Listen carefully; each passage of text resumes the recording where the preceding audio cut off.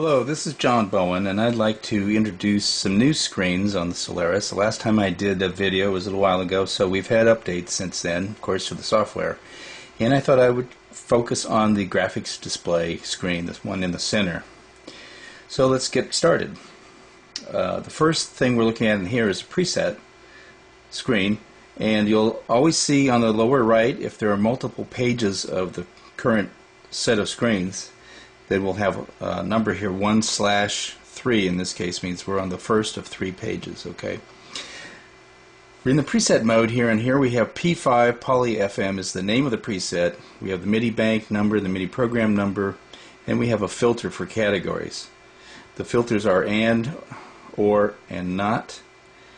The categories could be any number of things. These categories are stored with the preset when the preset is created. So if I call up these two things and then I do and, that means now anytime I try to select a preset with the ink deck or with the knob, what I'll get here is any preset that has these two categories satisfied. With or, it's either 1 or 2, and then with not, of course, it's all the presets except things that have those two categories marked. So that's a way for you to filter out what you can see when you scan through the presets. The next page, page 2 of 3, this bottom row of knobs are now become assignable performance knobs, and they're relative to whatever the value is at the program level. So we're doing plus or minus percentages, and here we see filter 1 modulation, envelope 1 delay, envelope 1 release, LFO 1 phase, filter 1 tuning. So you could pick any parameter in the synth and have those stored up front right here if you don't want to access it any other way. The third page, 3 of 3, this allows us to look at 10 presets at a time. Those of you who have a old Korg wave station will see this is very familiar looking. So here, as I move the rotary knob, I can scan through the different presets, and I can hit enter at any time and load them. And actually we'd be playing it here and so on and so forth. Go back to the first screen again and we'll have our new preset with a bank, program 18, and so on. Now anytime we touch a knob or hit any of the other switches in the synth, that'll take us out of preset mode. So now we're going to take a look at the new layout of screens. Now back in the past you've seen where I had sequencer, just sequencer A, and I had to hit the button repeatedly to get to the other sequence rows. There's 4, A, B, C, and D. But we thought a direct access approach would be better, so now we've taken the 4 and put them all in their separate buttons. So these 6 keys here, what we call soft keys, have their soft labels with them, and these labels will change depending on which set of soft keys we're looking at the time. There are currently 5 sets, and we select through those sets pressing the More button. So this first set, arpeggiator, sequencer A, B, C, and D, and ribbon, which I'll explain those in a bit. Second set, output and effects. Third set, vector, amplitude, loop envelope, shaper. Fourth set, keyboard, tables, and lag processor and envelope follower. And the fifth set, system and MIDI. And you can see that there are still 4 locations on this set that we could use. And then we're back.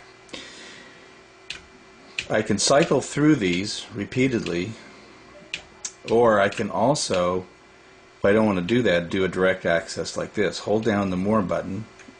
It does this blinking thing, and now the 5 soft keys up to this point have labels that represent those 5 keys, so I can jump right to the last group that way. Okay. Alright, now let's take a look at the very first page. The arpeggiator is the same as it was the last time I showed you the videos, except we've added velocity control. This is from the pattern, from the keyboard, or both. Sequence rows have been separated, as I showed you. However, sequence A is still running the main clock for all of them. So if we go to this page, page 2 of 3, where we're looking at steps 1 through 8, we'll see a clock division turn up here, and we can adjust the values. But as I step across, you'll see the division disappears because sequence A, or row A, controls the timing of all 4 rows. So this guy we could have something different, and sequence C and sequence D again. So you can see that we can step through really quickly and look at the same steps of each row, and it's a lot faster to adjust things that way, to compare and bop back and forth. Third page is simply steps 9 through 16, and also you can initialize the sequence by pressing enter once this is active, and that'll zero out everything for quick initialization.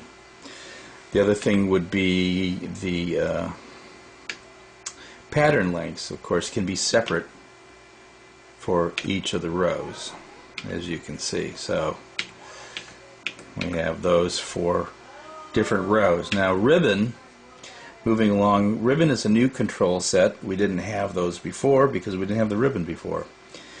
But quickly, offset will move the calculated point of 0 around where the ribbon is. At 0%, of course, it's at the lower left all the way at the end. But as you move that up or down, again, that's bipolar.